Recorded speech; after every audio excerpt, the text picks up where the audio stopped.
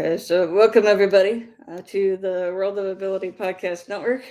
My name is Emily Gilmer and a podcast engineer here, and excited to bring you another episode of the World of Ability that we have every week here, every Saturday at 1 o'clock Central, and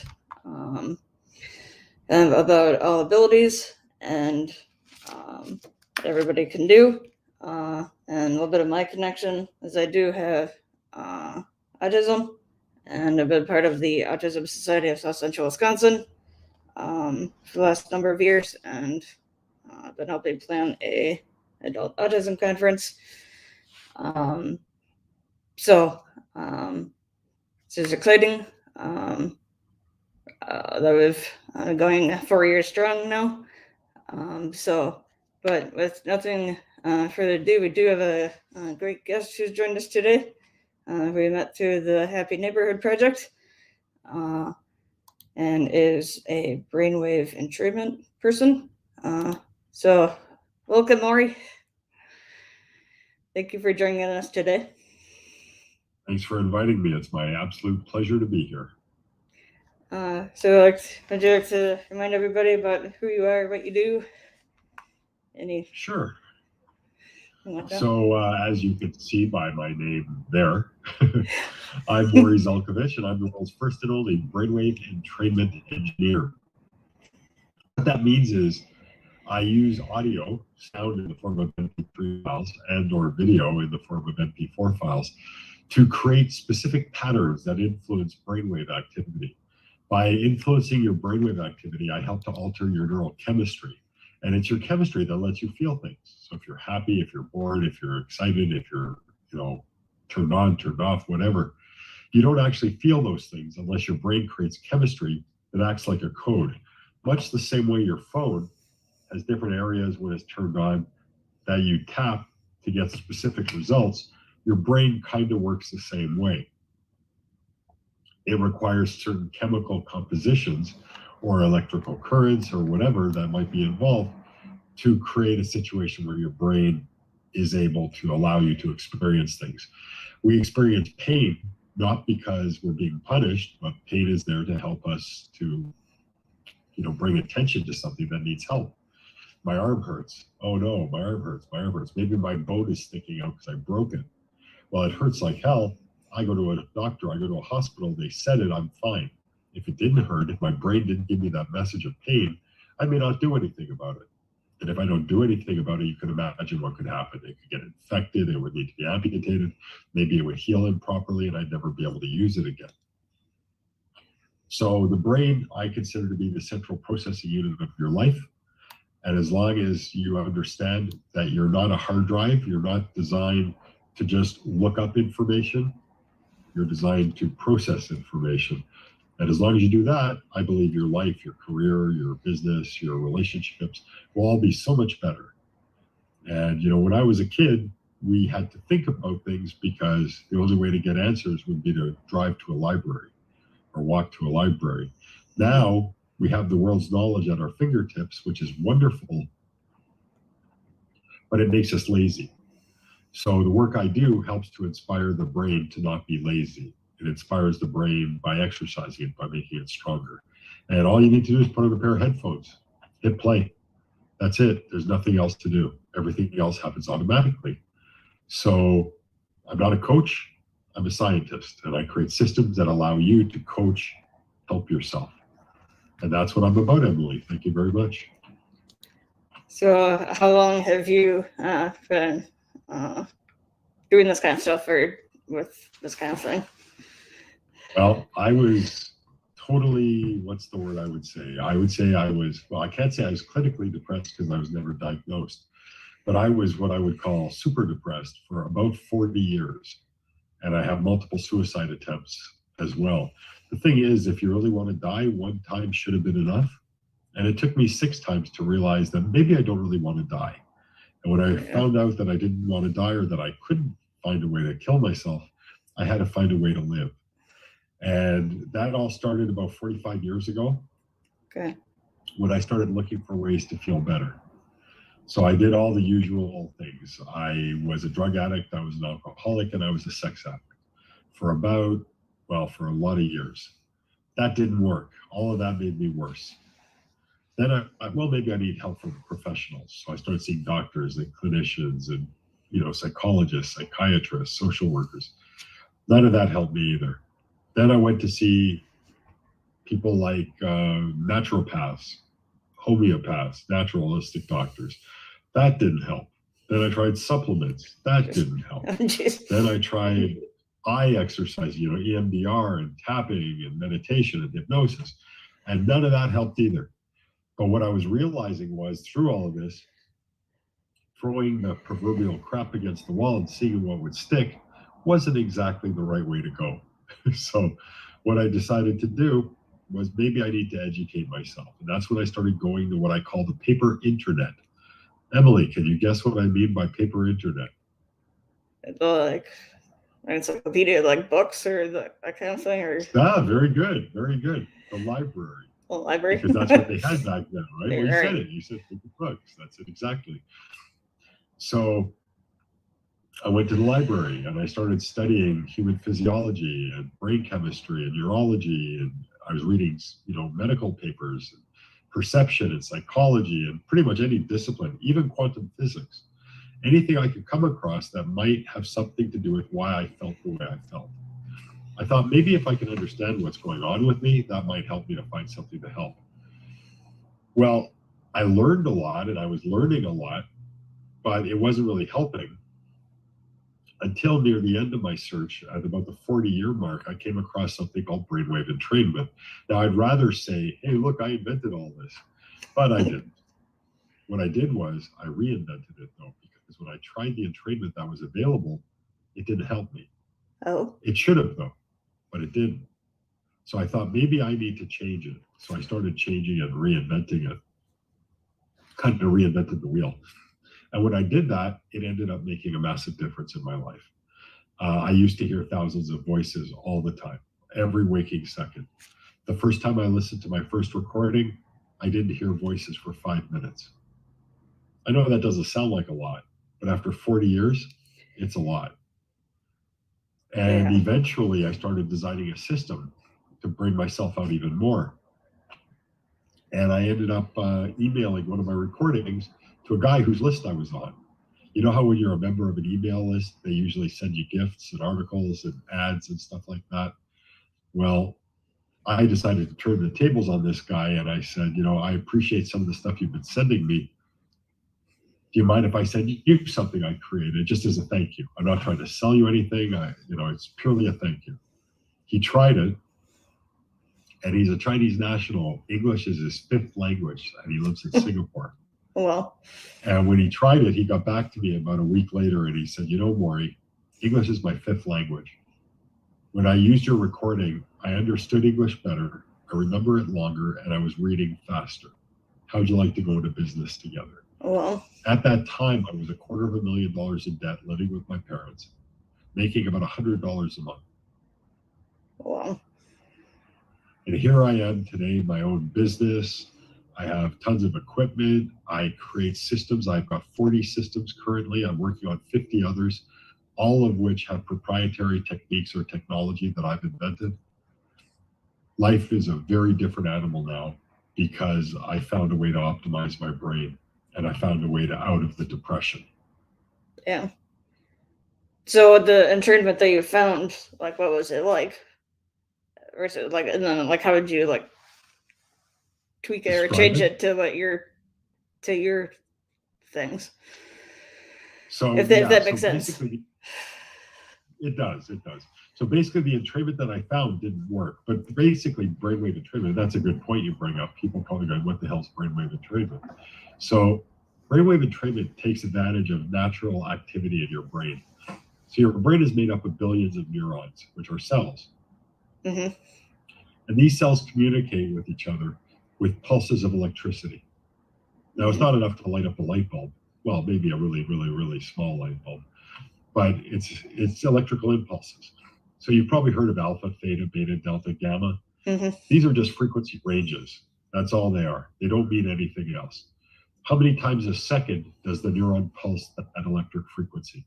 So if it pulses, say, 3 times a second, that would be in the delta frequency. If it pulsed 7 times a second, that would be the theta. If it pulsed 24 times, it would be beta. If it pulsed 10 times, it would be alpha. And depending on the region of the brain and how many times it pulses that electric impulse, that tells the cell what kind of chemistry to produce. Things like neurotransmitters and endorphins and hormones. And those things are like programming. So those are chemicals that tell your body what to do. They tell your mind what to think. They tell your heart how many times to beat. All these different things happen as a result of this chemistry. So when I expose you with headphones, you put on headphones or bone conduction headphones, you basically lie back or you sit with head support. You can't see the head support because I have green over it. And I have a green screen, so you don't really see it there. But if you lean back with head support or you lie down, all you do is hit play. And you have it at a comfortable volume. And it will, through the process of entrainment, which is basically one frequency following another frequency and mimicking it, then the neurons will start imitating the frequency I'm presenting you with. So if I'm presenting you with something that goes ba, ba, ba, ba, ba, ba, ba, eventually your neurons, a large quantity of them, will start doing the same thing. They will start pulsing at an electric frequency at that same rate, releasing the appropriate chemistry to make you feel the way we want you to feel. So that's basically how it works. Now, the interesting thing with entrainment is everybody's experienced it, even if they haven't listened to brainwave entrainment or even my brainwave entrainment. Have you ever listened to music you like and you find yourself doing this with your head or tapping your toes? And you're not really trying to do it, you're just doing it? That's a form of entrainment. The music, you're entraining to the beat of the drum or the beat of the bass or the guitar or the cymbals or whatever it is that's beating at a regular rate. When the music is playing, you're moving around. Now, I have no sense of rhythm, so I know I look like an idiot when I do that. But the bottom line is we all tap our toes without thinking about it. We move our head, even dancing.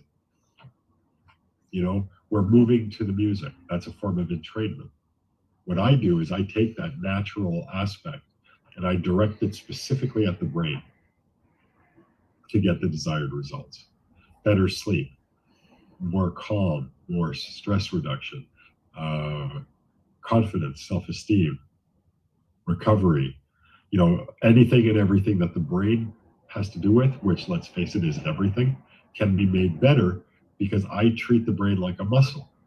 And just like any other muscle in your body, if you exercise it and you make it strong and in better condition, you can do more than just lift weights. You know, if I'm lifting weights with my arms and I make my arms big and strong, then that doesn't mean I can just lift more weight. It means everything I do with my arms is going to be better. It's the same thing with your brain. So you use the entrainment to make the brain stronger and more efficient. That makes everything else you do stronger and more efficient as well. So you would tweak it so just to go to your brain, like what was, yeah. So it was the entrainment from before, like with like everything in the body, or was it? I don't know. Well, yeah, because the brain is the nexus of everything in the body. It's everything in the body. It's everything in the mind. The brain is kind of like the central processing unit of everything in your life.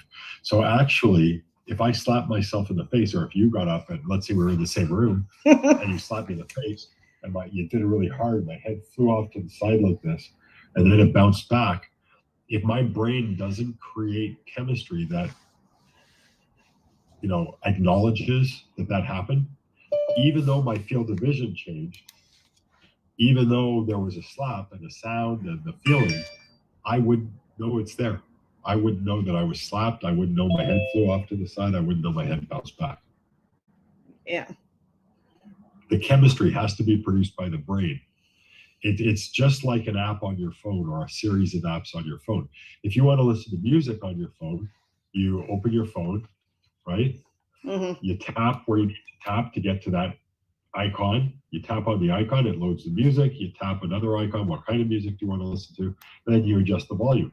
These are all things done by the neural net, if you will, that exists on your phone. Well, your brain works the same way. Different areas need to be stimulated or tapped, in the case of a phone, in order to achieve specific results. And it's exactly the same thing.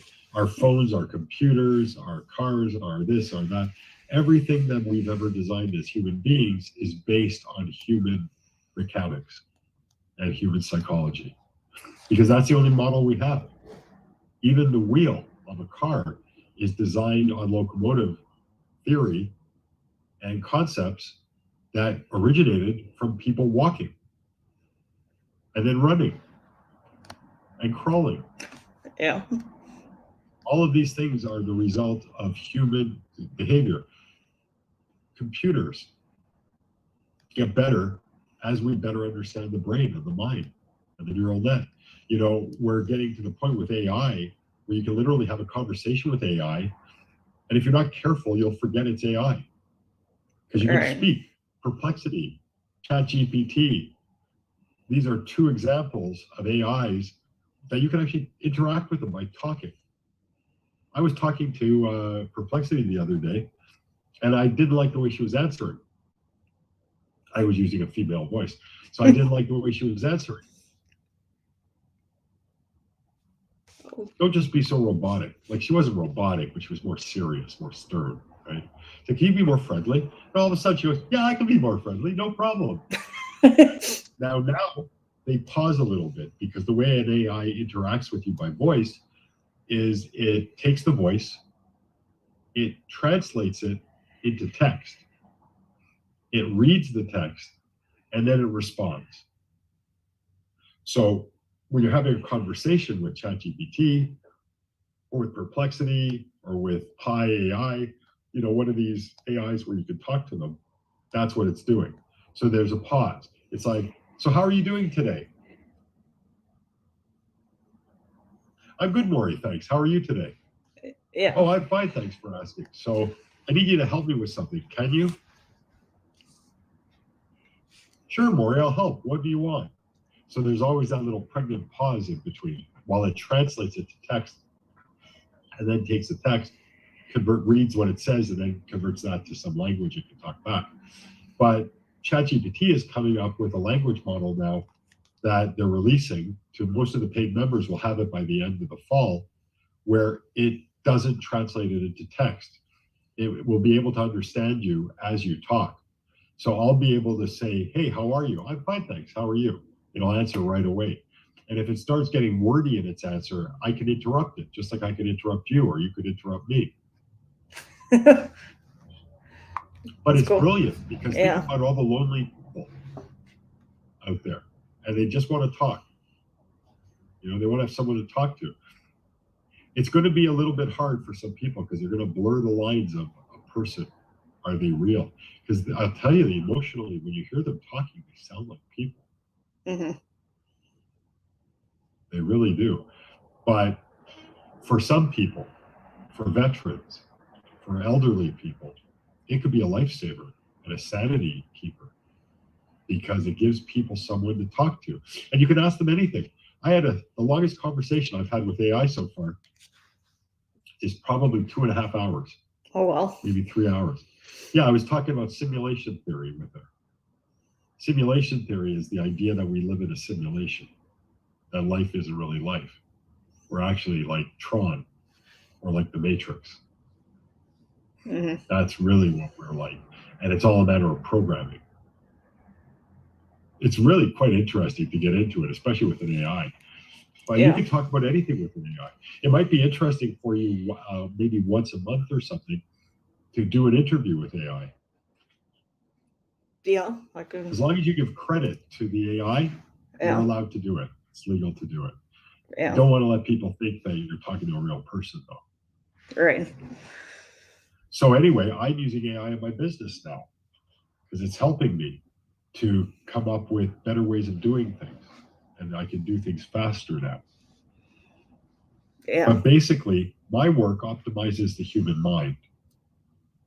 AI is a great sounding board. Like, let's say you have a business and you want to do a sales pitch. Hey, AI, I have a business and I want to do a sales pitch. My business is this. This is what I'm trying to sell. Can you listen to my sales pitch? And as you're listening, when I ask you questions or when it's appropriate, I want you to speak and act like you're a difficult client I'm trying to sell. Then when I'm done my sales pitch, whether you bought it or not, I want you to give me a review. Tell me if I did a good job or if I didn't do a good job. Tell me what I could improve on, how I could make my presentation better.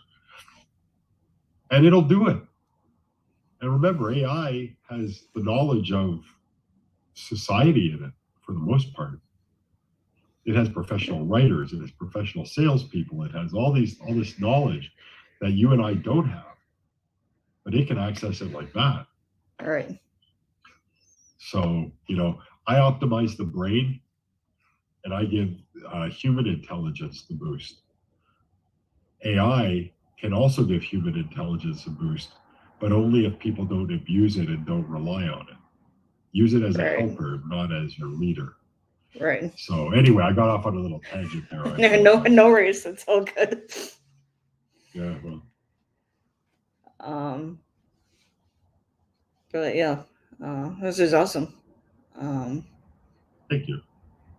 I like the graphics behind you. Is it those graphics or those actual screens behind you? Well. Yeah, a lot of people think that that's my office, right? But it's actually, I made it in AI. Oh, okay. Yeah, I was wondering if that was really your real background or not. But yeah, it's sort of, yeah. Here we go. Here, I'll show you some of the backgrounds I made in AI because they're kind of cool. So here's another one. This is one of my faves. It's a little busy though. Generally, I have to wear a darker shirt because I kind of blend in with that. Kind of like this one too.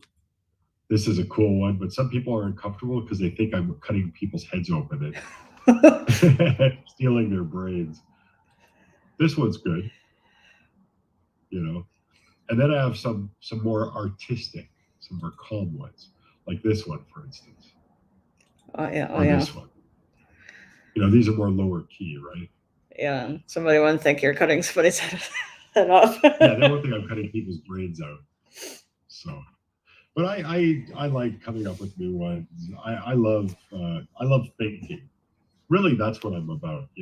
My work helps people to exercise the muscle that is their brain, and I want people to realize their brain is not a hard drive. It is a central processing unit. It is designed to be used to think. So I don't care if people believe what I say, and quite frankly, they shouldn't believe what I say, because I'm not them. You're you. Right. All I want to do is inspire you to think. That's all. I don't want you to believe what I believe. My universe is different from your universe. Words mean different things to me than they mean to you. You had different parents, different schooling, different religious upbringing, different this, different that. You had a different lunch. We didn't even have the same lunch. So for me, it's more important that people think than that they agree with me. I'm not here to share my wisdom because I don't think I have any. I just want to inspire thought. If I can inspire thought, I'm doing okay. Yeah. And if I can inspire Kurt to get on camera, then I'm doing even better.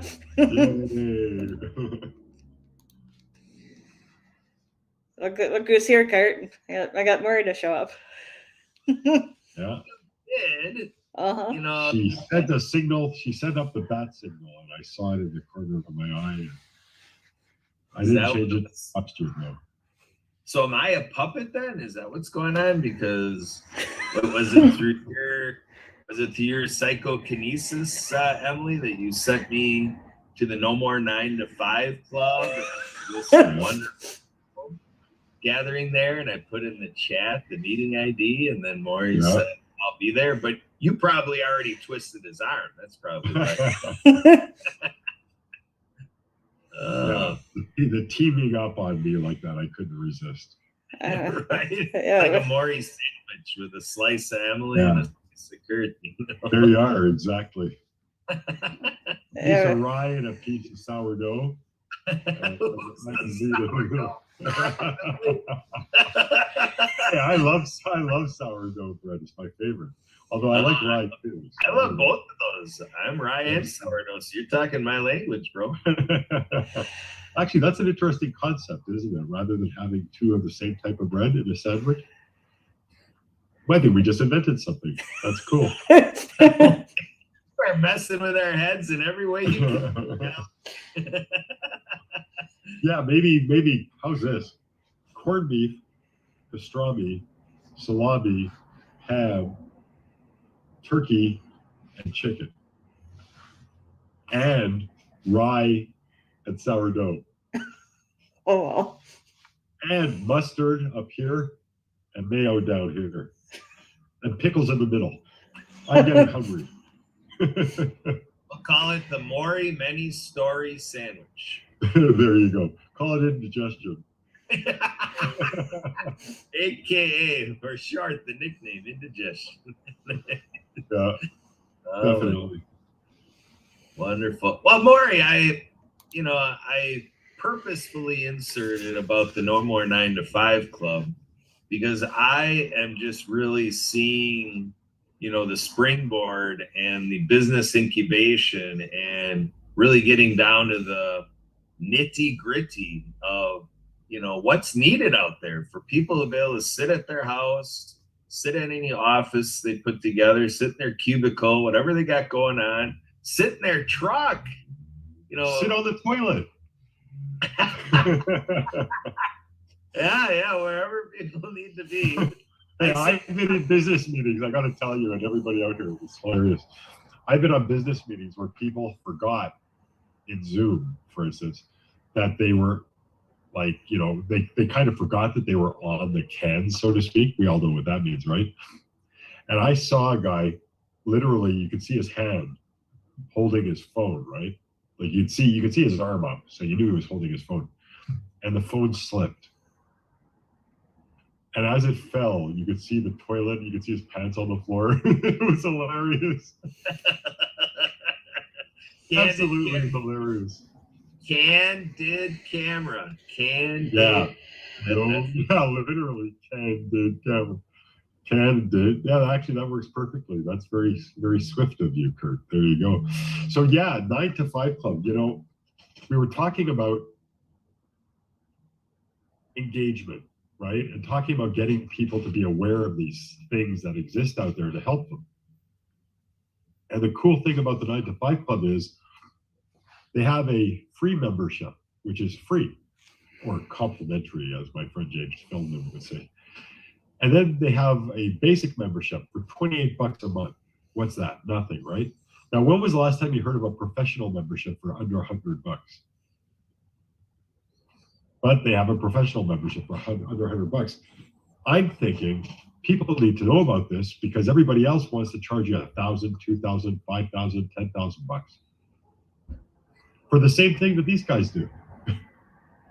Because this guy does okay in his life. He's not out to rip anyone off. He just wants to help people. So the No More 9 number 2 5 the number 5 club.org. And that is a great place to go to get out of the 9 to 5 rut. And if you have a new business or even an old business that's kind of flipping around on the floor like a fish out of water, this is the place to go. I went there. They created for me a fantastic website called Mind Trainer Pro, where I can market peak performance systems of mine. It's easily the best looking website I have. Easily. And they set up an affiliate system and everything. Now, admittedly, it wasn't $95 a month to get all that done, but it was still professionally done, and it was done a lot cheaper than it would have cost me anywhere else, too. Plus, they have VA lending services. They have everything. I know I kind of sound like I'm doing a commercial for them, but honestly, they were there for me when I needed someone to not rip me off, but to actually care and be concerned about what they're doing. So they take responsibility too. It's not like, give me $2,500 a month, and after 6 months you go, why did I pay you? Well, we tried. Bye. In the meantime, I'm going to keep you $2,500 a month. That's not these guys. These guys actually give a crap. And, I encourage anyone who wants, I don't get anything for this, by the way. You'll notice I didn't give you an affiliate ID. So I don't get anything for this. I'm just sharing something that helped me. So hopefully it helps everybody out there too. Yeah, and Emily's working on an event that'll be October 24th. And it would be good to talk to our friends at the No More 9 to 5 Club to see if anybody wanted to come in. Because with what you said, the No More 9 to 5 Club was there for you to not be ripped off, to not have an overcharge, just not to have more of an expense than what you needed to at that point. Yep. And that's kind of where we're going with this event. Christian Mendez with DC Marketing for All, gave us this theme for the event to look at, precautionary things that we need to do to protect ourselves, our technology, our loved ones, our businesses, so this, risk management area is a little bit of the sphere of what this event is going to be about. So that would be a good sharing if anybody from No More 9 to 5 Club, any of the members or whatever, and if they have a business that, has a way to enter that trajectory with us, we welcome everybody to come in. Emily's setting it up for, Emily, I believe it's a 6-hour time range, 1 p.m. to 7 p.m. on October 24th. And we're going to be back here on Zoom, and Emily's going to be portraying and demonstrating a virtual event platform in a co-working space called Easy Expo. And so we have an Ability Fest entry there that people can enter into our event Ability Fest and benefit from everything it's doing. And wow, it sounds like you say, Morry, like this would be a big price ticket. No, it's complimentary. Yeah. It's complimentary. So we got a complimentary event that people can then coordinate with Emily to have a complimentary virtual booth space, and people can coordinate with her now, to go ahead and get a complimentary booth space immediately and get some exposure while we're promoting the event. Everything else we do, say No More 9 to 5 Club. I mean, Emily, she's like 9 to 5. That's not enough. Emily does 7 to 9, 7 a.m. to 9 p.m. Monday through Friday, and then Saturdays she starts at 7 and keeps her kicking till 7. So 7 to 7 on Saturdays, and then Sundays she kicks in at 12:30 with our shakedown photo and shakedown social, and then keeps it going through. We have our buddy with the World Referral Network and Trigger. He does a 6 p.m. Show called Rock the Stage. And with that, and sometimes there's even something that pops up after that. So Emily's working like 60 hours a week. Yeah, if you count that or the Listen program, it's now once a month.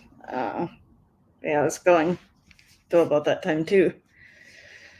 8 p.m. Eastern, Emily? Yeah, I was talking about if you count Trigger and then the Listen program, like once a month. The Listen program's after Rock the Stage, right? Or same time? Well, it's like an hour after Trigger. Yeah. Well, after the start. So Trigger goes for his hour, and then we roll right into the Listen program. Yeah, the once a month thing, yeah. Morry, does that sound good? The Listen program? You don't know what it is, do you? I have no idea what you're talking about. I'm sitting here. Yeah, going, how should I be reacting? I have no idea what they're saying. Are they speaking English? I don't even know. It's Australian, actually. We're speaking Australian. Oh, lovely. I think Listen program could be a segue for brainwave entrainment, actually, Morry. So, Emily, I would recommend that you share some more biographical details from the Listen program and let Morry take a look to see if it fits into his engineering schematic. I think it does. Sure. I'd love to listen. I'd love to listen to more about it. Oh, yeah. Okay. I'm not sure if you've ever Might have heard of Sean Botha. I have not.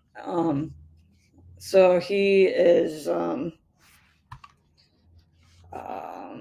kind of in this like sound, like music kind of realm as well. Gary, can you help me? I'm not sure if I can totally explain Sean's thing, but it's kind of like with sound and music and that kind of thing, though, right?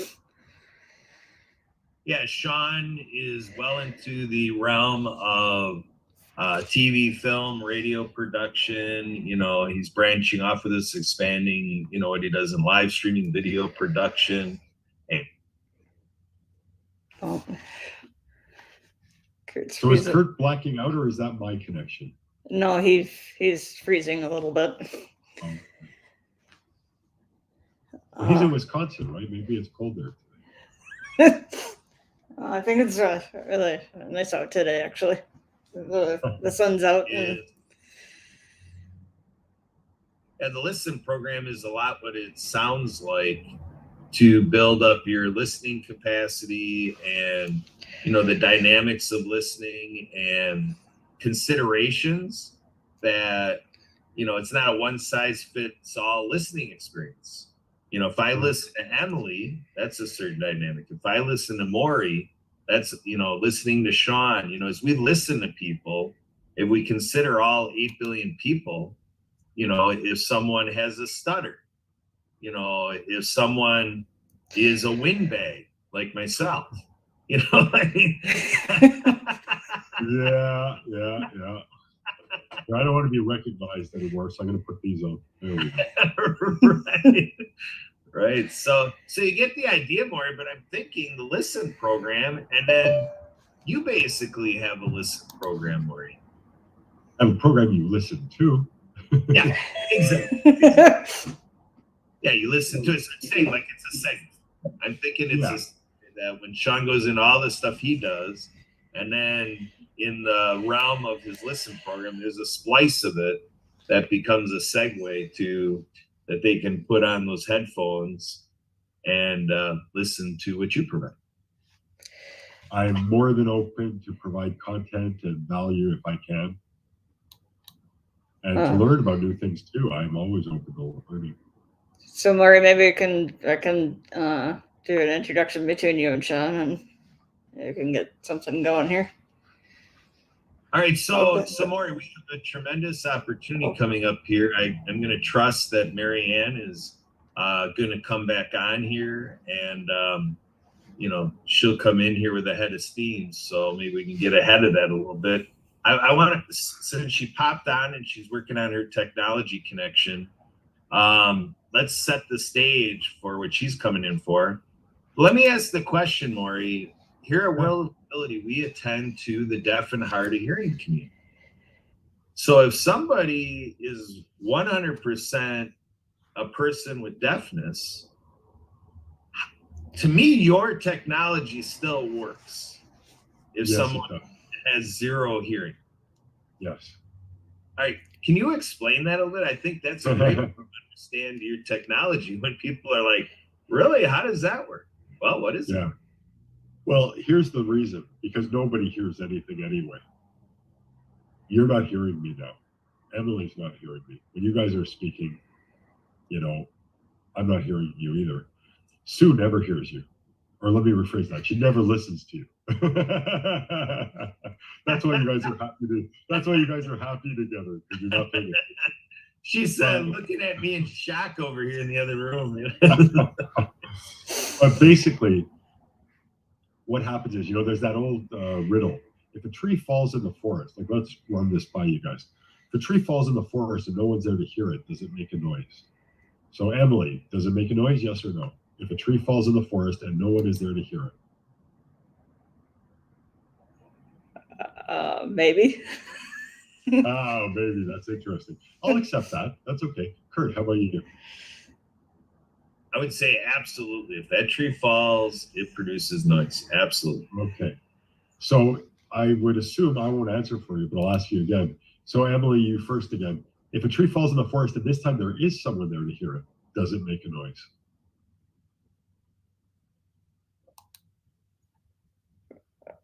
We're going to get another baby? Well, No, that's okay. That's a good answer. Kurt, how about you? Are you unfrozen enough to be able to answer?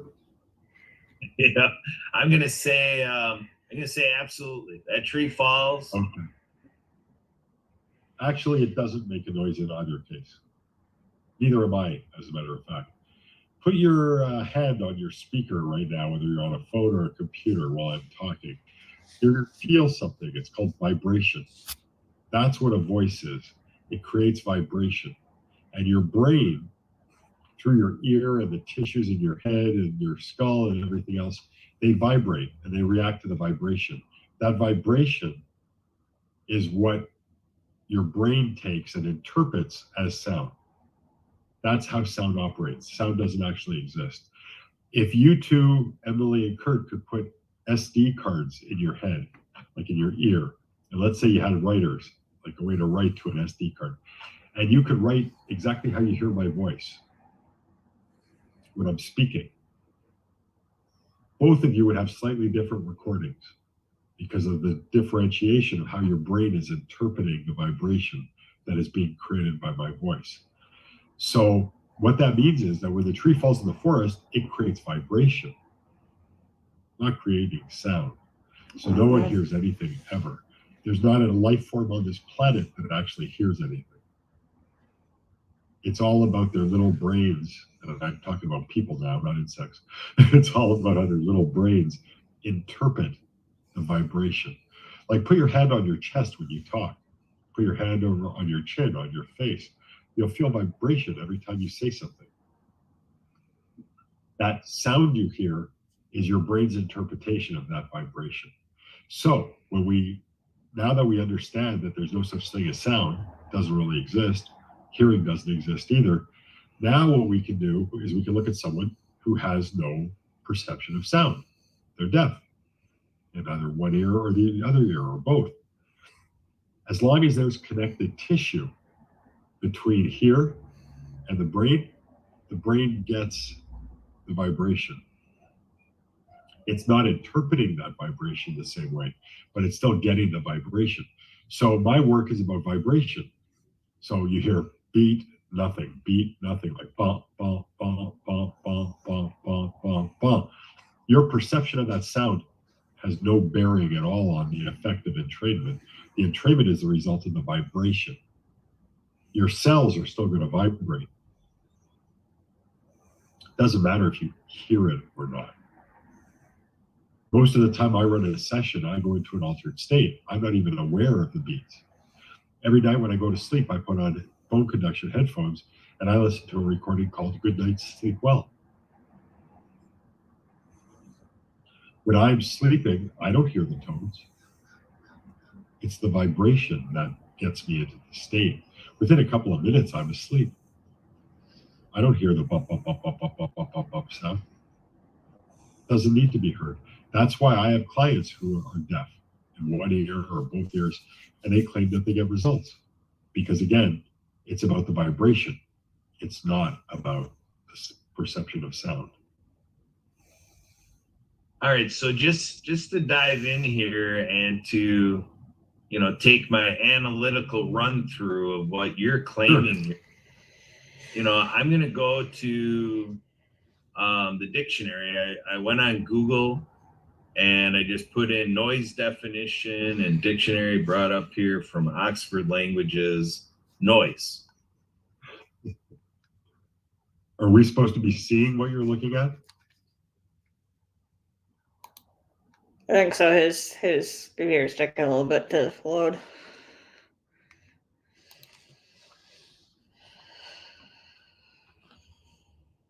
I think Kurt should turn off his video. There you go.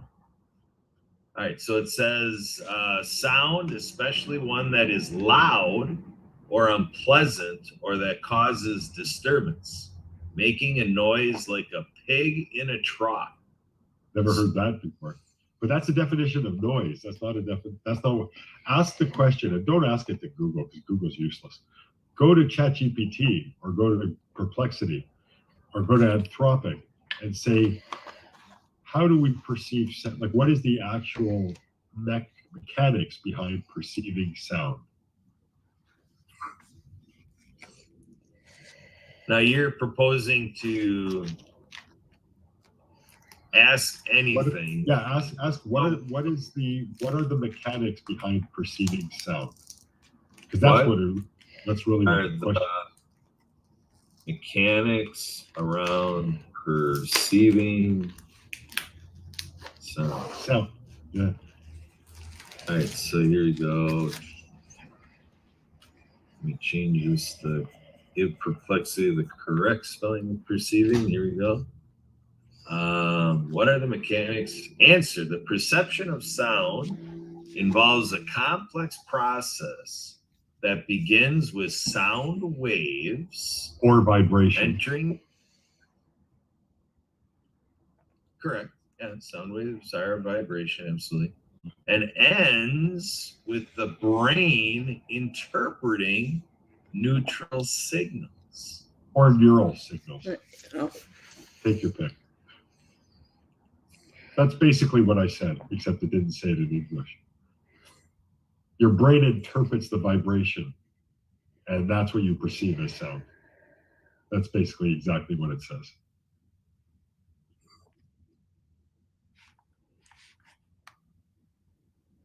Yep.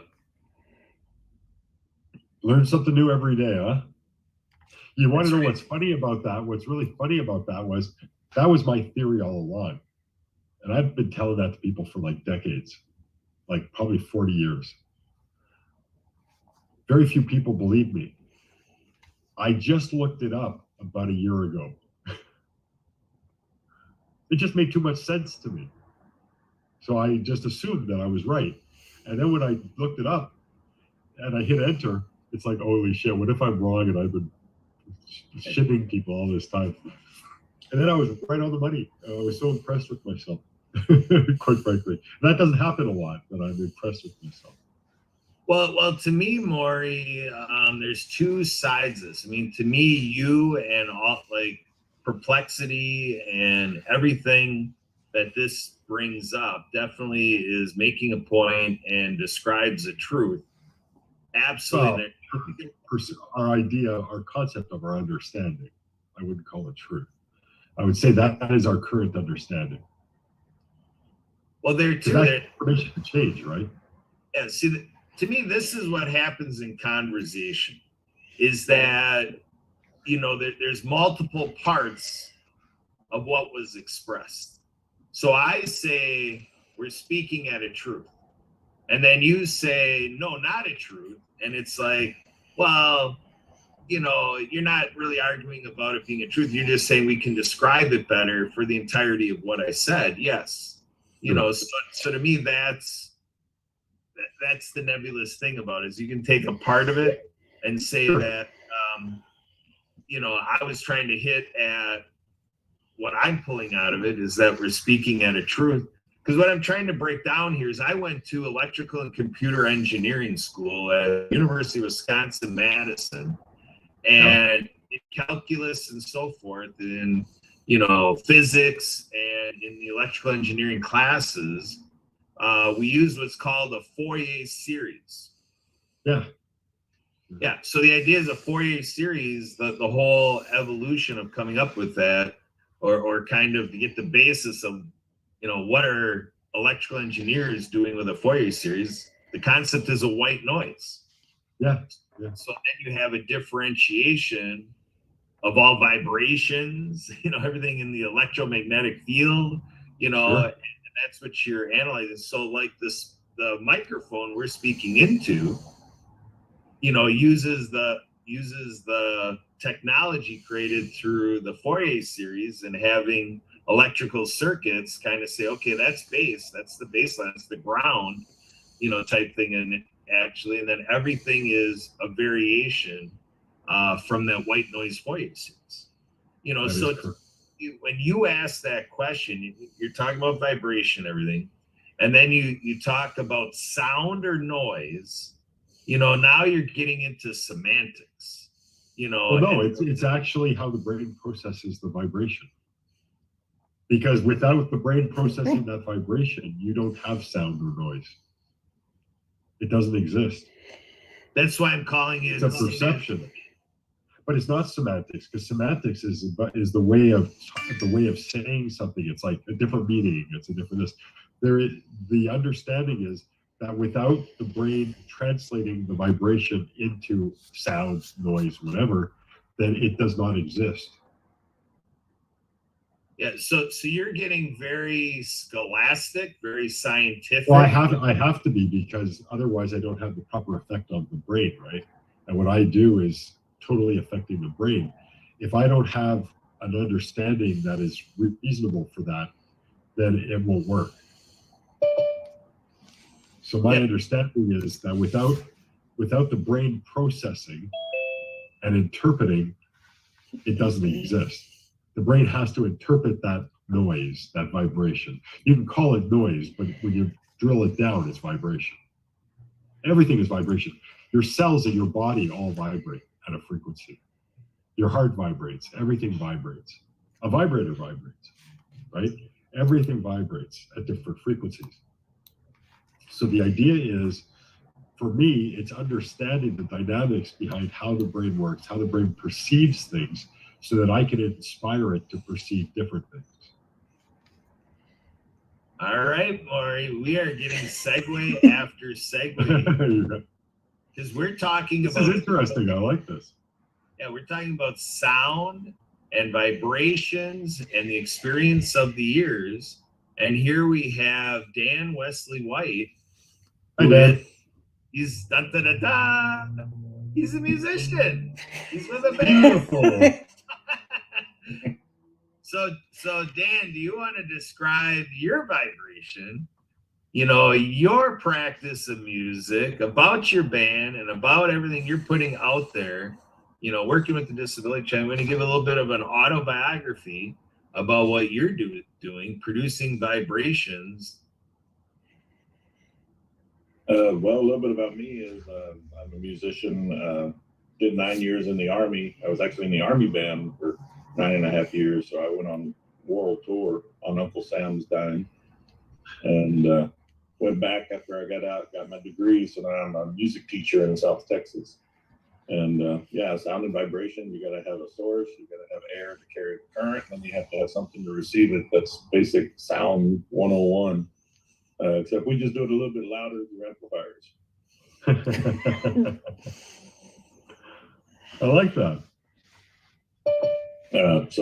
My thing is now I've recently started writing and recording my own music. So one of the songs I did was called 22, which is about veteran suicide. So I'm really promoting that, trying to get the word out there for people to reach out and get the help they need before, doing something drastic. I've faced my demons and stuff before, but luckily I've had music to fall back on to help me out. So now it's just a matter of helping other veterans out. In fact, I have an event I'm going to today, a Ruck 22 march, for that very reason, PTSD awareness and veteran suicide, that they're doing a 7-mile road march with military packs and stuff on. And so I'm going to be participating in that. And then they've asked me to sing my song afterwards, my 22 song. So that's what I'm doing here today. Welcome, Santa. Hi guys, how are we doing today? Samantha's all about good vibrations, right? Yeah, and it sounds like you're on a good mission. And if you had, I've got your back on it because I'm creating a list. I think we talked a little bit about it last week. So I did the official launch on Tuesday, and I bought the domain name Tuesday night. So I'm getting pretty serious about this and now talking to people and get it going. So I back you up and I'll get you on the list, and we'll see where we take this list, because it's going to it's a much needed thing across the country. Yes. Yeah, Morry, you're on that other list, the naughty list. This is a different list, Morry. Hey, Morry, how you doing, buddy? I'm good, Santa. How are you, bud?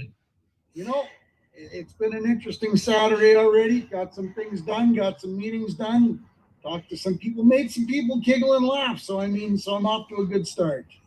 Yeah, you definitely are. You always bring a smile to my face. So there you go. Well, I appreciate that. I try my best. We all know that this world is in a goofy way of hurting right now, and if we can all step up to the plate and even do one little thing for the next person beside us, you never know what kind of smiles you're going to create, or better yet, what kind of a positive, happy, joyful memory you're going to create for that next person.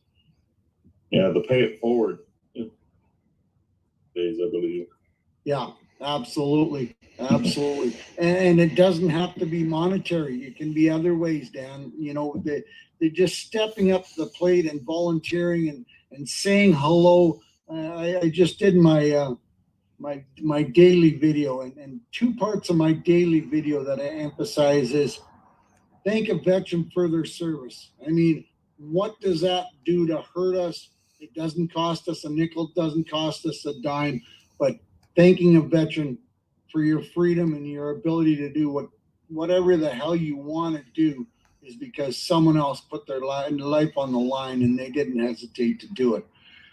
Number two is say hello to a senior. You know, sometimes seniors get bottled up in their houses and they don't have conversation with people for 2, 3, 4, 5 days sometimes, which is really unfortunate. But you see a senior in this out and about at a grocery store. How much does it cost you to say, hi, I hope you're having a wonderful day. Can I open the door for you? Can I carry a bag for you? Or, you know, even, are you having a good day? Do you need to have a conversation? And one of the things we do is here at my school, we take the bands out, the kid bands, and we go to all the nursing homes and try to liven up the nursing home community, because a lot of those people, they're bedridden or they're stuck there and they need to hear, you know, Absolutely, absolutely. And they'll go on with stories like you wouldn't believe. Well, you know, I might be more knowledgeable than some of you guys for the seniors. My mother was a director of nursing for a nursing home for 25 years. But I remember even her saying that there are some of these seniors that, unfortunately, whatever the circumstances may happen, they get dumped off into these nursing homes and they never get any visitors.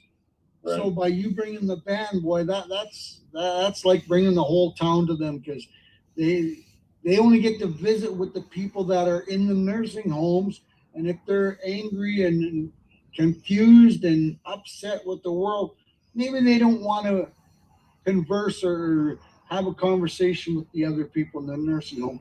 But if the nurses bring them out, or the people bring them out to a public room where a band is playing, that could change their whole day, their whole week. When my dad was in a home, my brother and I took alternate days to visit, and we'd spend hours there, like 5, 6 hours each day. Yep. And you could just see the eyes on all the people there thinking, why him? Why does he get to have visitors all the time? Yeah, it's really important. Now, my dad probably didn't even want us to visit on that much. But still, you know. What you is that time is precious. Time is a gift. The worst thing you can have is a regret, because there's nothing you can do about a regret. The old famous saying is coulda, shoulda, woulda. Mm-hmm. How many people say that tomorrow about yesterday? Oh, nicely put. Yeah. You know? And it's the little things that we do for someone else that can make a whole day have a different outlook. One of the things I like is how seeing it's a new medical field actually you can go into called music therapy, and it's amazing. People with dementia and all those kind of brain altering diseases, when you play music that they knew from a kid, they come back to themselves while you're playing that song and they start remembering. You just see the light go on in their eyes. And so that's kind of what I'm into also, just spreading music around, just trying to bring people absolutely lives. Yeah. And again, You know, people have told me that's why I've changed some of my marketing strategies too. I'm going after the dementia, the Alzheimer's, the nursing homes, because I have the look of the 30s, 40s Santa. People are telling me exactly what you said with music. You know, I'm going to walk in there. I'm going to bring out some memories of their childhood, of their younger times that they can bring back, that they don't always necessarily talk about. And I had the very experience with my mother before she passed. My dad had to go surgery, so my brother and my sister and myself got to take turns, like you, Morry. We got to take turns and go visit with mom and spend time because she was starting to get dementia. And you know, the cool thing about it for my father was mom being the director of a nursing home. She was able to explain to my father the different stages of dementia that were going to happen, and it made accepting it for my father a lot easier. But one week when I went to spend time with my mother, of course, the giggle was, why is my beard white and my hair still blonde? And of course, you explain, well, you know, God is created that way. I don't know. And then, of course, 10 minutes later, she'd be asking the same question again. So you'd have to explain it again. But one of the things I did get out of her is mom was from Glasgow, Scotland. And Glasgow is a big shipbuilding community. And she lived through the Battle of the Blitz. And she told me she lived on, I guess her father, my grandpa, was a custodian at a school. So they had a little schoolhouse on the property that they lived in. So the bombers were directed not to bomb schools or residential areas. They were going after the shipbuilding and the parts of the warehouses and stuff that would affect the shipbuilding. So one time I'm sitting there listening to her, and she's telling me stories of going through the bombing, the war, and at the end of it, after I got mom to bed, I had to phone my brother and sister up. Hey guys, have you ever heard this story? Because this is the first time I heard this story. And I mean, that's what dementia does. It collapses the short-term memory, but it enhances the long-term. So I got to hear some stories that I had never heard. So that was the only positive I got out of, you know, that time with mom. I mean, there was many more, but that was one of the stories that I'm never going to forget. And I tell everybody it can be a pretty nasty disease, but there are the occasional plus out of it. And that's exactly, Dan, what you're doing with the music. Mm-hmm. You know? Yeah, because it's already proven that music is the only thing we do as humans that makes both halves of the brain work at the same time, where they communicate with each other. And that's the only just music. Well, music is the one of the big ones, that because you're using both. My whole work does a lot more intricate stuff than that. Oh, okay. Yeah, there's more things in heaven and earth ratio that are dreamt of within your philosophy, as Shakespeare once said. I believe Mary Ann should say something because she's here, and she's the only one who hasn't. Welcome, Mary Ann. Are you there to say something? Uh-oh. Mary Ann, Santa's calling you. Hola, I'm in the mall, and it's going to be Viva la Mexico celebration. So hola everybody, and and so here I'm listening. I can't really talk. We're going to hear amazing kids that can't wait to get the Acts of Kindness series book, Santa. So I look forward to speaking with you this week. Absolutely. And hopefully we'll be able to get into the conversation this week that you set up to have a chat.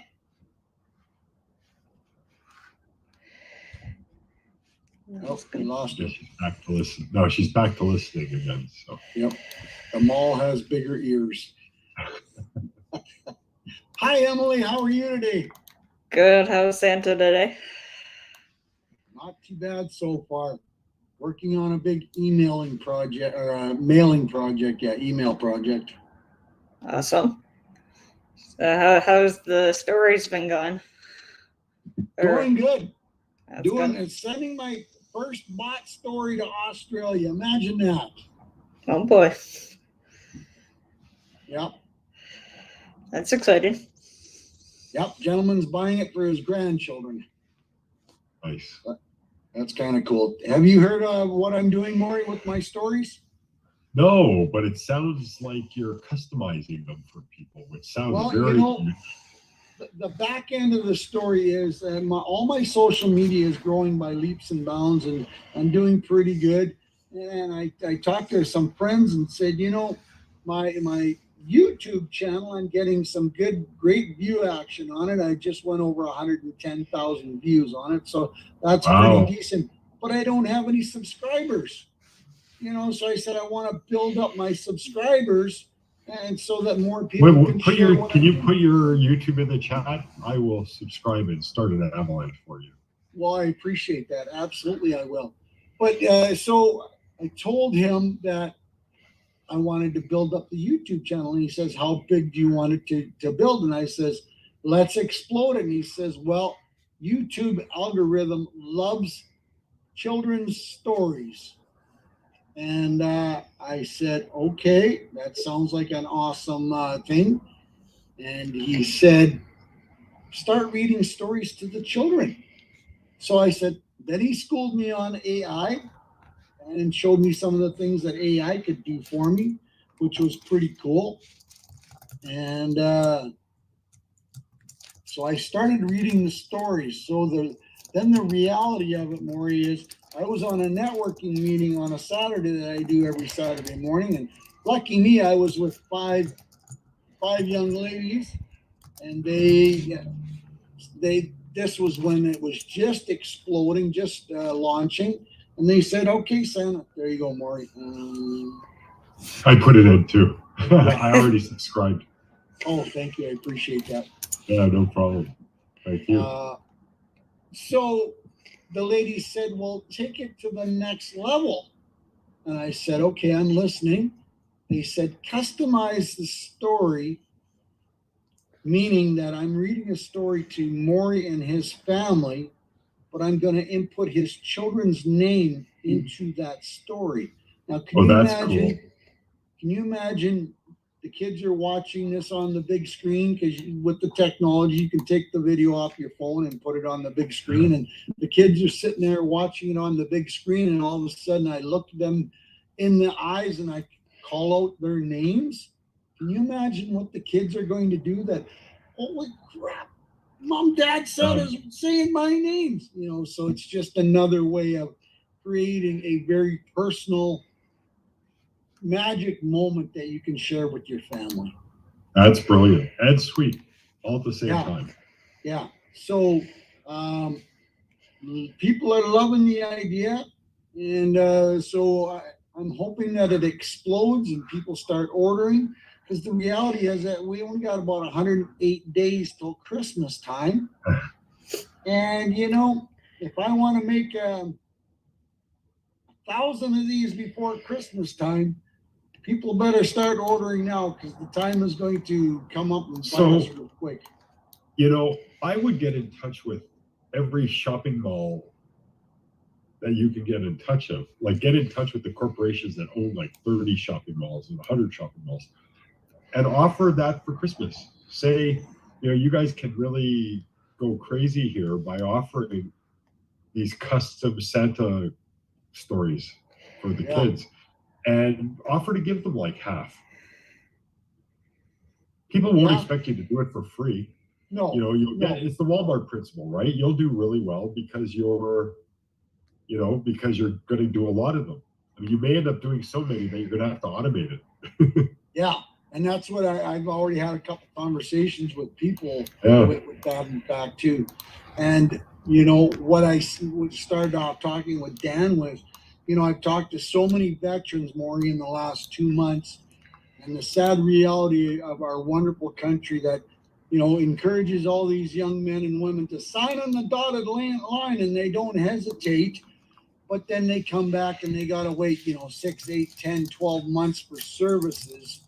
So I have been talking to a lot of veterans that have started their own organizations, that have started their own groups, but they don't know about each other because there's no national list out there to say, Fred needs this and he can go to this company, this company, this company, instead of going through the VA. Or I don't know how it works. I'm not a veteran, but I know there's a lot of companies and organizations out there that are creating companies that are helping veterans. So I'm on a mission to create a national list of organizations and companies that help provide services to our veterans. And we'll see. The thing that bothers me about veterans, I'm a Canadian, but what bothers me about America and how they treat their veterans, probably Canada does the same thing, but it doesn't get better. It is the same thing. And I talked to a person from England. They're on the same boat as well. In Australia, they're saying, so this list might go worldwide. I don't know. But, one guy said, there is a list out there, but they charge $5,000 a year to be on this list. Well, wow. A lot of the different groups and organizations that I've talked to, they can barely pay their cell phone bills, never mind paying $5,000. Yeah. So I am paying, I'm charging them $10 a month, $100 a year. And if they can't afford it, I'm going to donate one of my stories so they can raffle it off to cover the cost of the $100. I just think it's such a needed service, that. Well, what bothers me is that in the media, like in movies, the veterans, like the war heroes, these people are superstars. They're idolized. But when they come home, they're shunned. Yep. No, I don't understand that. In fantasy world, they love them, but in reality, they don't want to look at them. Doesn't make sense to me. Yeah, I don't get it either. That's why that's why veteran suicide is so high. Why the number 22, that's the national U.S. average of how many veterans kill themselves each day. I mean, it could be higher, it could be lower, but 22 is kind of what everybody agrees on, which is why I wrote the song 22 about how that plays out. And I kind of do a storytelling in my song. First, I start with the Vietnam draft. A kid right out of high school was drafted, and he had to see things supposedly in the name of liberty. And then friends of his died, so he had guilt, remorse for being the one left alive. And then I jump forward to Afghanistan, where a lady volunteers and has injuries from an IED going off, and then gets denied her disabilities from the VA and stuff. And these are the common problems a lot of the veterans have. But, we're trained to do stuff. And then once we come back, it's like, okay, see you later. Yeah. So I just put the post where I did the announcement on Tuesday. I'm calling it Veteran Tuesday. Every Tuesday is now going to be Veteran Tuesday from Santa Papa John. So that's the poster that I created. And it just gives you a brief explanation of what I'm doing. So I need everybody to share this post with everybody that they can, because I think this is a very positive mission that I need to undertake.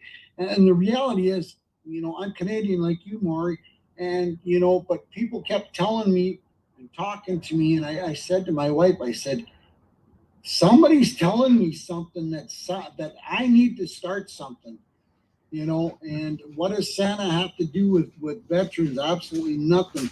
But the reality of it is this list needs to be built to help our veterans. And Dan, like you said, 22, and that's the old number. I've been hearing it's closer to 44 now, which is 44 too many. If we Santa, who's the best person to make a list? Well, that's what people are telling me, So I'm going to step up to the plate and put my 2 cents worth in and see if I can create this list to help our veterans. That's wonderful. I just want to quick share something while it's quiet here for a moment. But I was watching Jim Carrey talk about depression, and he was stating that depression is really when your body is in a deep rest. So I'm going to sign off now. It's a little noisy here. I'll be listening. So share that with you. When you go. Thanks. Yep. Thanks, Marianne.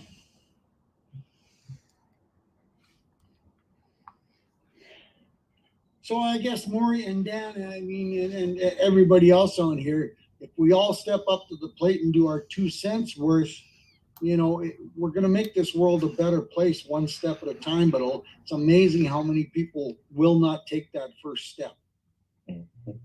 They have freedom of choice, right? You can't push it on people. If you're inspired to say something, you say it. They have to be inspired to listen and then to reimagine it and then act on it. That's their business. You know, even if you're in a beautiful relationship, I'm sure you have a great relationship with Mrs. Claus, okay? But the thing is, you're not responsible to make her happy. She's not responsible to make you happy. We're only responsible for our own happiness when a push comes to shove. So do what you're inspired to do. Take care of what you're inspired to take care of. And don't judge others when they don't, because they're in a different place. And, you know, I consider everybody in their own universe. Even though it looks like we're all in the same universe because we're talking, I don't think so. I think we're all in a different universe. Different things mean different things to different people. Words, colors, you know, everything, looks, everything means different things to different people. Quantum physics says nothing exists until it's observed. Well, if you observe something one way and I observe it a different way, does that mean I'm right and you're wrong, or you're wrong or you're right and I'm wrong?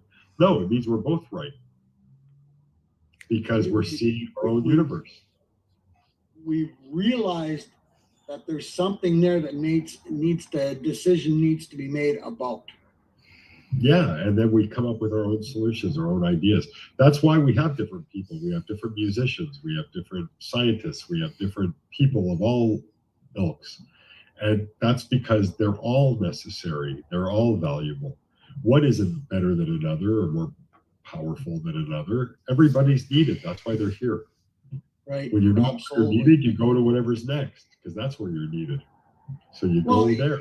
And that statement right there, Morry, is the power of any statement out there. It's you have a choice in your life, and you can either act on it or not act on it. That's like getting out of bed in the morning. Are you going to be a miserable, cranky old cuss, or are you going to be a happy, joyful person and share happiness with the people? You know, Emily gets out of bed in the morning. Well, do I want to go to work today or not? Well, if she doesn't go to work, she's going to really tick off a lot of people, but she's going to bring a lot of happiness to a lot of people when she decides to go to work and do the great job that she does. It's those little things, Morry and Dan and Marianne and of course Kurt, that we all do to make this world a better place, but we have to take action. We have to take the steps, and we don't have to just think about how we can change it, because thinking doesn't do anything until there's action. 100% true. Well said. Gentlemen and ladies, I have to fly. I promised my wife I would take her some places this afternoon before it gets too late and everything closes. But I want to say, first of all, I want to thank Emily and Kurt for inviting me here. It was a total surprise, but wow, what a good time. And what good people, too. So Marianne, Dan, Santa, I met you before. Marianne, maybe your name seems familiar. Dan, not, but I'd love to hear some of your music. So I joined up to your YouTube, and I marked it, let me know everything.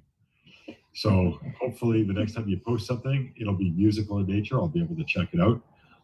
And for everybody out there in YouTube land, have a wonderful day, night, morning, evening, whatever it might be for you when you happen to be watching this.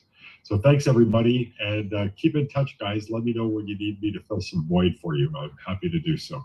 Okay. Appreciate it, Morry. Thank you. And Nice thank you. Nice to Thank you, Take care. Morry. Nice meeting you. Bye-bye all. There we go. What's new and exciting, Dan? What happened in your world this week? I'm heading to a veteran event in a little while, but I'm going to do a ruck march about PTSD awareness and veteran suicide. So they're going to allow me to sing my song also. So Good. what I got today. There you go. I put the post in the chat. It's on LinkedIn. So if you want to share that to any of your friends, I would appreciate it. Like I say, I'm not out to get rich off this list. I think it's a much needed service, and it goes along with the 22 a day. You know, if they were able to find the services that they needed, or if they were able to find someone to talk to.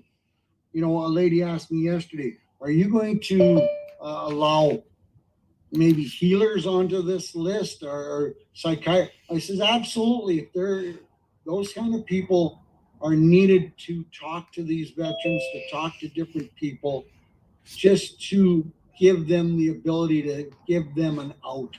You know, I go back to just before Christmas, I met a young soldier, 25 years old. I met him on TikTok and we created a relationship. And he wanted me to make a video for his family because he said he couldn't say the words to his family. I said, absolutely. Here's my phone number. Anytime you want to talk day or night, I really don't care. You know, so I made this video for him.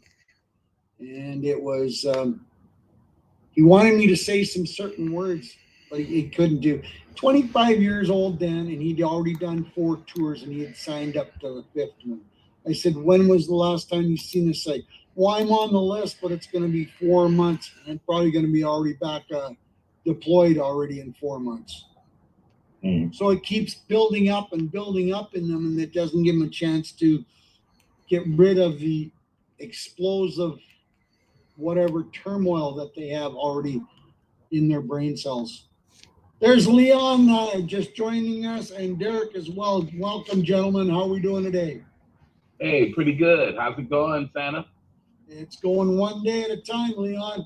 I'm just telling everybody, I'm creating a list. If you didn't hear me last week, I finally took the step, and I'm creating a list for all our veterans, for companies and organizations that provide services to our veterans.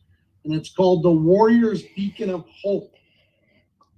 I definitely want to get that information because I'm working with a gentleman that's working with veterans installing water treatment plants from one of the manufacturers that I'm working with. So send me that and I'll send it to him because he's actually working with veterans doing installations of water treatment plants. Well, thank you. I appreciate that. I'll make sure you get the some information. Other than that, everything's going great. And we're getting ready to send a big shipment out of water filters to the Hopi and Navajo reservation next week. And we're going to do a photo shoot.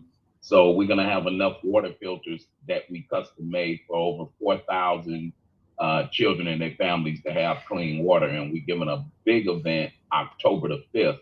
And it's going to be part of Oktoberfest at the Kirkland Eagles Club with a band called The Real Deal fundraiser for the Hopi and Navajo. So things have been going great on my end. Awesome. And Derek's joined too. Derek's not doing anything exciting. He's an accountant.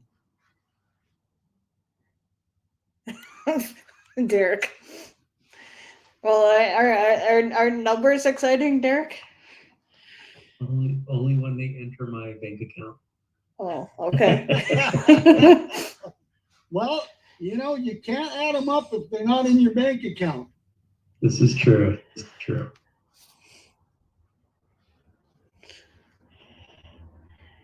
So what's new with you, Derek? Long time no see.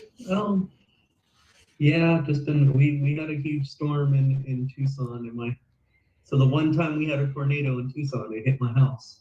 So just been bouncing around and trying to get that taken care of. So it's been taking up a lot of time.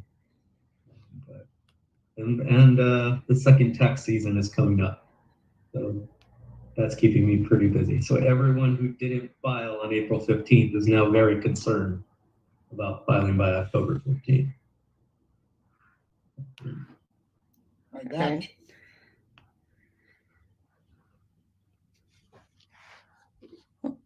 I hope everything goes well with your house and stuff. So prayers for that. It's a beautiful fall day in Arizona. It's going to be a lovely autumnal 110 today. Oh boy. It's good. Like Have some. ago. What part of the country are you at? I'm in South Texas. We were in 115 most days. Yeah, I travel to Houston a lot. It's not pretty.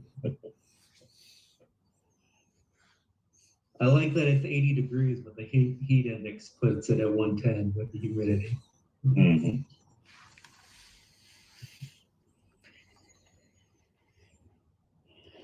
Have some training classes available. Some of them are free, teaching like accounting and different office products. So that's always something to jump into. And have one coming up for just different people that we've met along the way that I would say that either I enjoy their products, so it's actually something I use, or I trust them as good people. So we have a job fair coming up online on September 16th. If anyone's looking for like part-time income or anything like that, these will be people that, like I said, either I use their products, so I actually enjoy them, or they're just good people that I trust that are not just trying to suck people into some kind of scheme, that actually work. And it's good opportunities.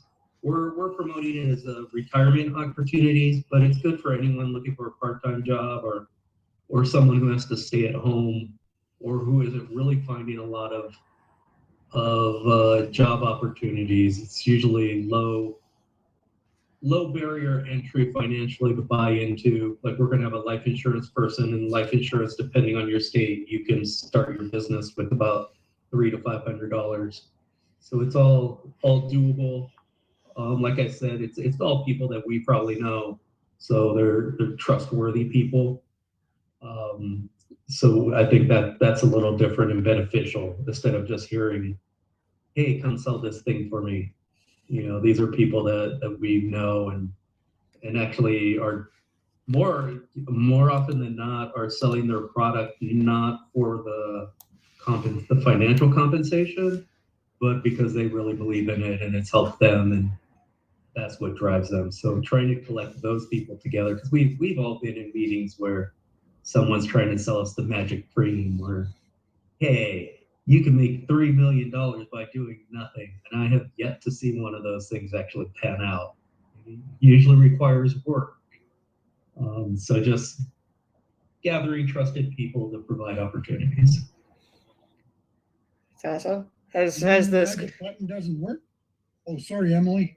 Go ahead. No, go ahead, Xana. I was just saying, you mean the magic button doesn't work, Dirk? I keep pushing it and nothing keeps happening. So I'm gonna maybe it's because I have to press it 5,000 more times. It's my fault. It's not the button. So Derek has that Kurt actually exists. Lucky you. In spades. Leon, I just sent you a message on LinkedIn. Perfect. I'll definitely check that out. And another good thing, we're also going to Hawaii on the 10th to work with Mariana's folks to hopefully deliver a water unit and to do a presentation with Water Flow Well, her puppets, and talk about that whole bundle package.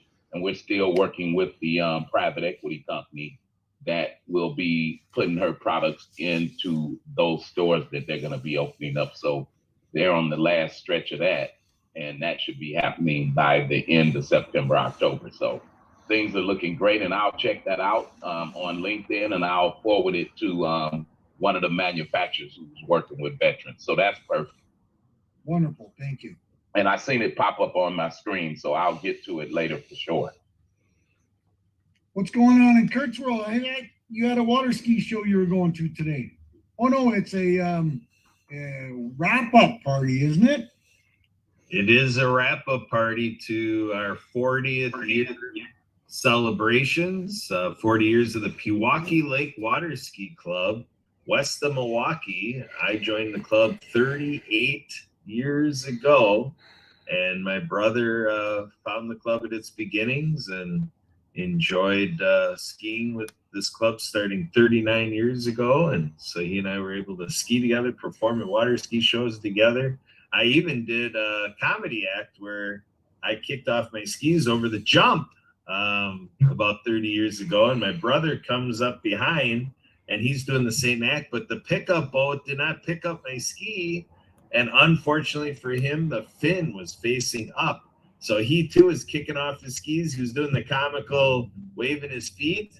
He landed right on that fin and sliced his foot with all of his comical antics. So he went from fun to owie. But yeah, a lot of memories. Hospital visit real quick. I'm sure that did a little slice that was bigger than a Band-Aid.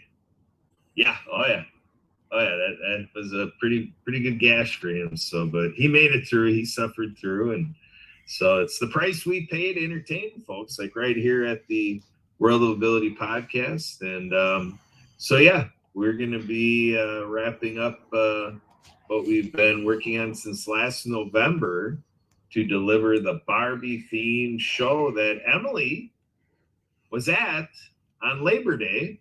And she put up, what was it, Emily, about a half a dozen videos. She did a lot of different segments, including before the show began. And so facebook.com, look up Emily Gomer, your podcast engineer, go into her video section and take a look for videos that have a thumbnail video that looks like it's at a lakefront park. And that's Emily taking footage of the Pewauk Lake Water Ski Show featuring Barbie. Right. I've actually watched a few of those videos, Emily, so they're not nothing. There were some very good videos. Thank you. I'm glad they turned out. But Derek, Is Bert dressed up as Barbie in any of them? Yeah, Barbie's in them. Yep. Yeah, even ugly Barbie there. Yeah, we are weird Barbie. Crazy Barbie, actually. Weird Barbie, yeah. Weird Barbie. I was at Closing one night and I called her that.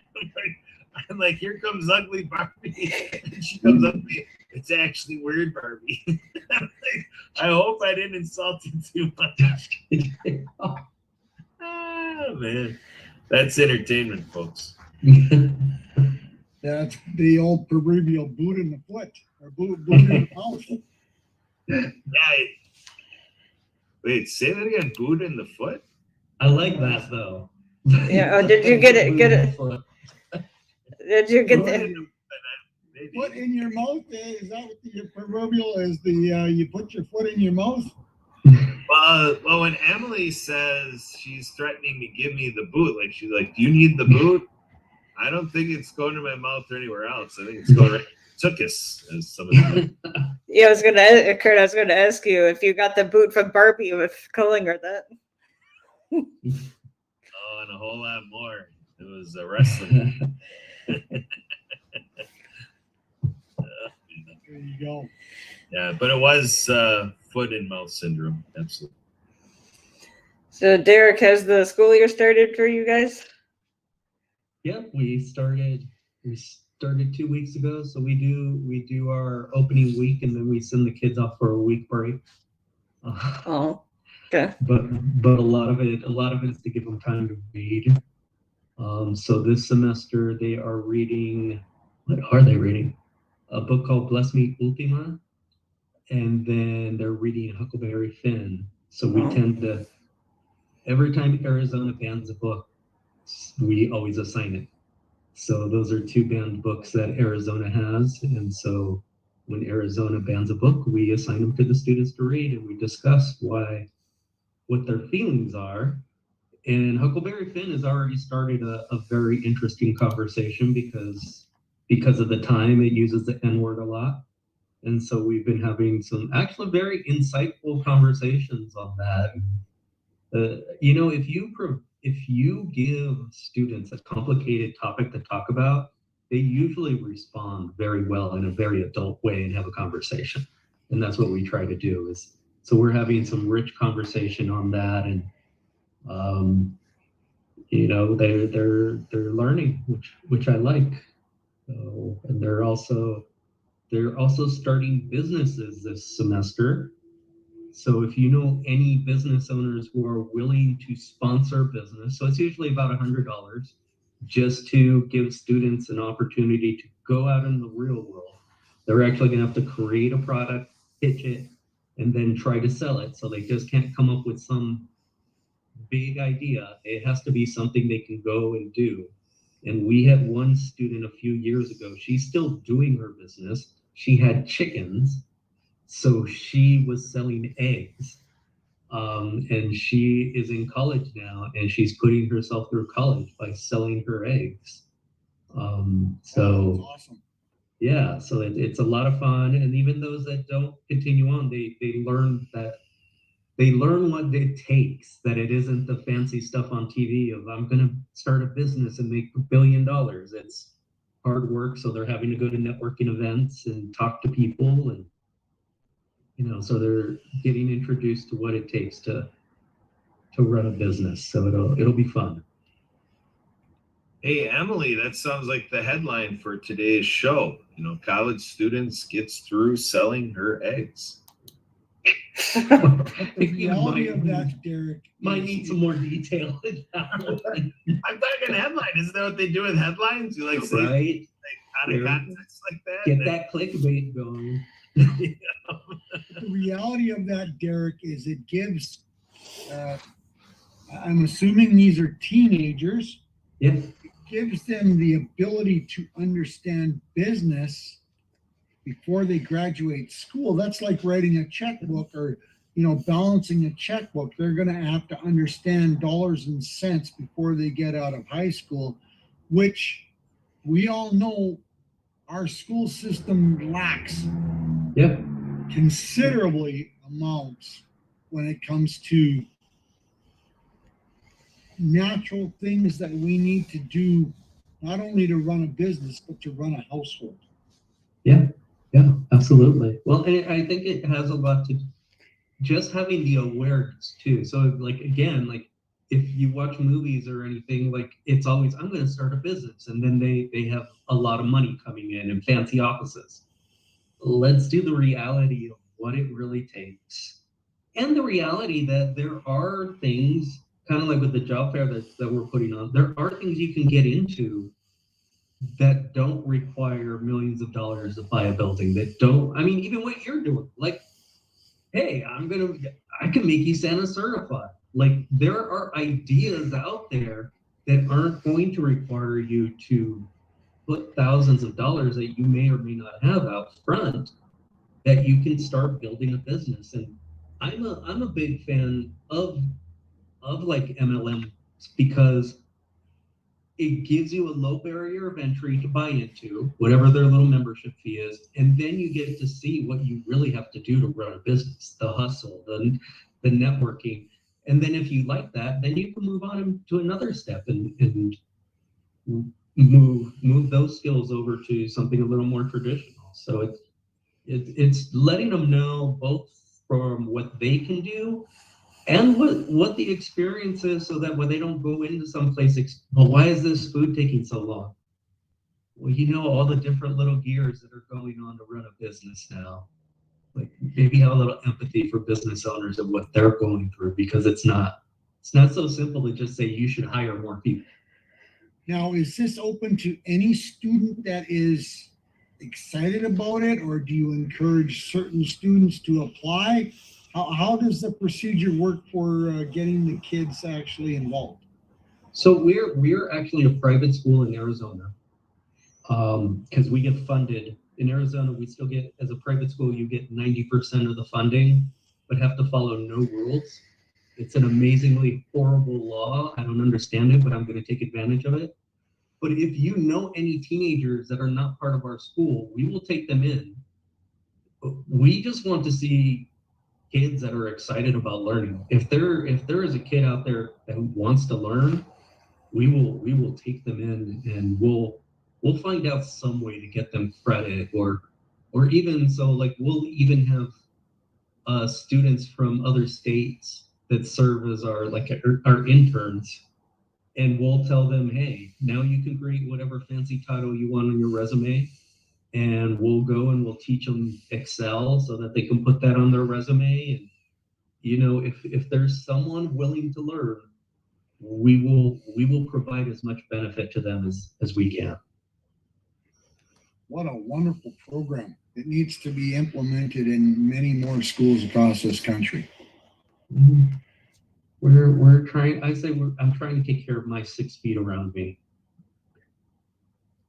Absolutely. I also say when I take over the world, things they'll be much worse because I'll be in charge.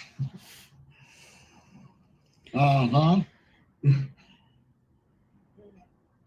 Derek.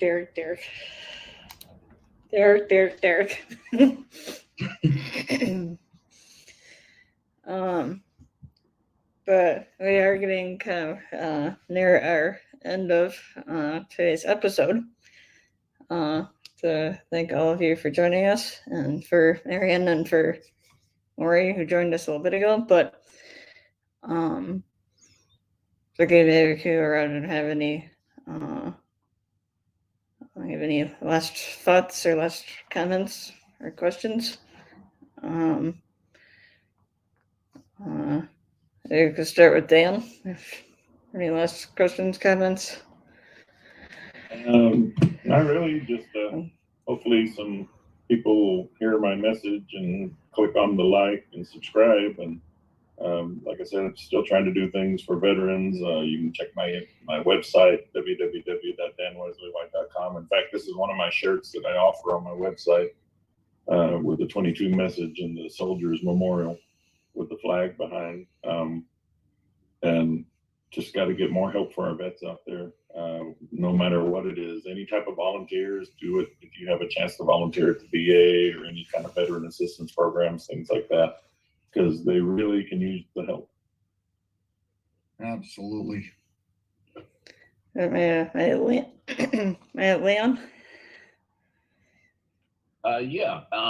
Like I said, everything's going really great with our October, the second show at the Kirkland Eagles Club, and Oktoberfest that we're going to tie in for the Water for Children for the Hopi and Navajo Reservation, along with what we're going to be sending them next week with these water filters for 4,000 children to have water, and we'll be doing a photo shoot.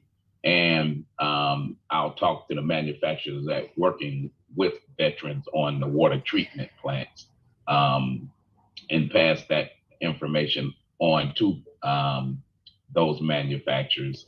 And we'll work it from there with Santa had just said. So things are going good on our end. Shows coming up, Hawaii trip with Mariana and the Puppets, the private equity company. And it's amazing when he said about these kids learning, because it's just like how we're learning with the private equity company, how to do big deals that they don't teach you in college. So for a kid to do, I know what to do, those 5 magic words, and to actually do it, coming up with these great ideas, because these young kids got some brilliant ideas.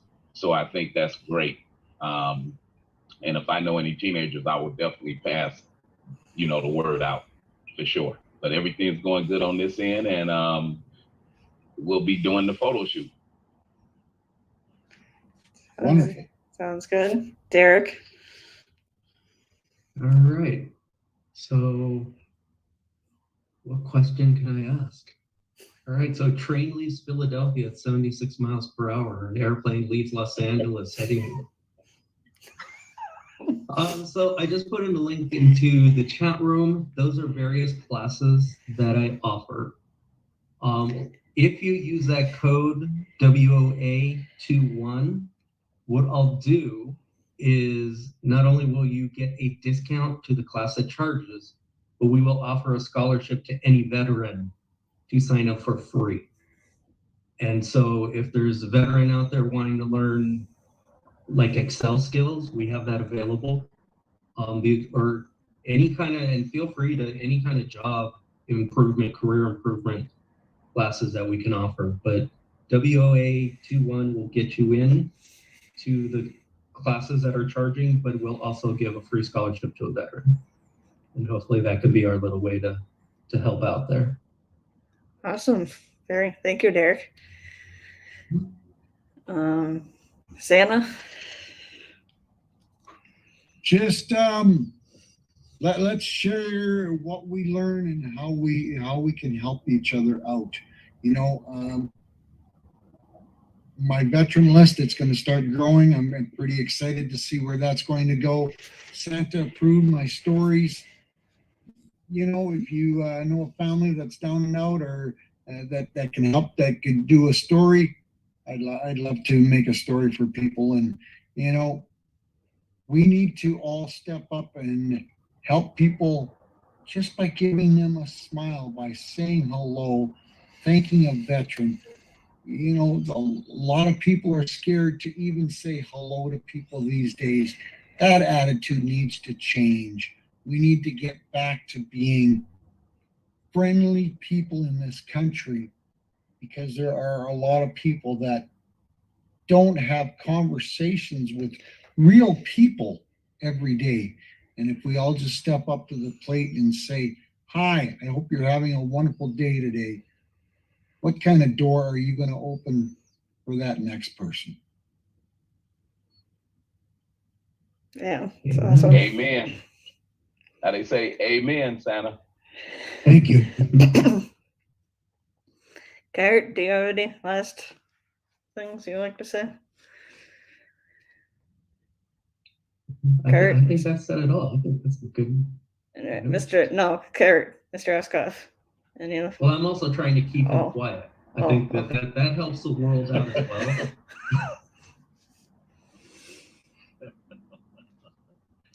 All right. Well, Emily, are you ready to accept an assignment? Oh no! What's the excitement? What is it, Kurt? Well, you know a gentleman by the name of Ed Garza, don't you, Emily? Yes. Ed Garza is out of Tennessee, and he brings us a lot of resources to build businesses, like Derek was talking about. And so Edwin Edberg, our Chief Happiness Officer from the Happy Neighbor Project, is putting this out there from the Happy Neighbor Project. Everything your business needs in one AI platform. Look at this. We got video ads, email marketing, scroll stopping ads, video scripts, magic hooks. I think I was kind of using a hook with the eggs there, but an image editor and royalty-free images. Look at this. Hyper realistic images, long form articles, social media, blogs, and writing. So this is all available at hmpaiplatform.com. It's got the button there that you can sign up and go to town with everything you need in AI on one platform. Brought to us by Ed Garza and made available through the Happy Neighbor Project. So Emily, with this launching, Ed would like to have an Emily Gomer Invitational Monday, Tuesday, or Wednesday, and you can schedule that through his scheduler that you have, Emily, right? Yeah, I mean, as in like to go through it with him, or as in everybody on the screen, everybody listening, come one, come all, and Ed Garza is going to go through it, and you're going to get the behind the scenes insights that perhaps nobody else gets to see. Thanks to you, Emily. If you accept the challenge, you're going to take the assignment, Emily. You're going to do the mission impossible. This podcast will self-destruct in 3 minutes. Emily, you're going to take it out. You're going to create the invitation sometime between Monday and Wednesday. It'll be booked in, and everybody will know when it is, and hop on with Ed Garza.